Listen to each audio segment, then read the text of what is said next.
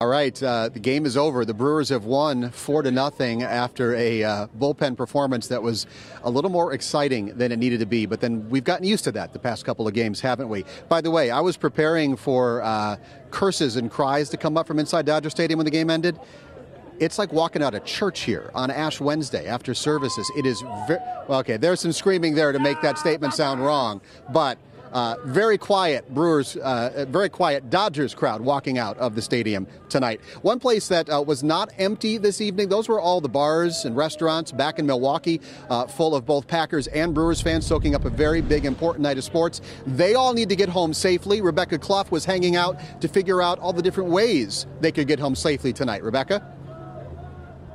Yes, I was, Steve, and I can still hear a lot of people still inside waiting for this game to finish up and to see this big win. Now, earlier tonight, I hopped in an Uber here on Blue Mound Road, right near Miller Park, to see how people are planning to get home safely. Troy Seabrook is ready for a long night on the road. Since the Brewers have been in the playoffs, have you been busier than you've ever been? Oh, yeah. With the Brewers being in the playoffs, it's been crazy. I hitched a ride as Troy drove people home from the bars. We had a good time at Brewski's, so just wanted to take an Uber today. A good decision from Brenda Borales and her friend, James Allen. Over the weekend, Milwaukee County deputies arrested 15 people for driving drunk, the same time the Brewers played at Miller Park. Why get that DUI?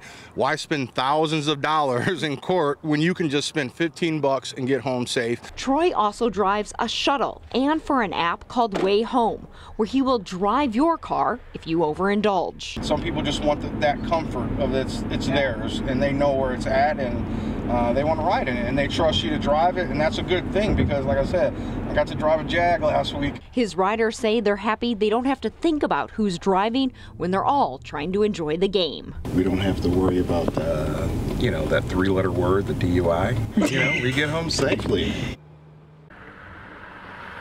Now, most bars offer free rides if you've overindulged. The Tavern League of Wisconsin helps to pay for that. I talked to them. They say this last week, they've had double the amount of safe rides than they usually do because of the Brewers playoffs. Reporting live on Blue Mound Road, Rebecca Clough, today's TMJ4. It is always better to be safe. Thanks. Again.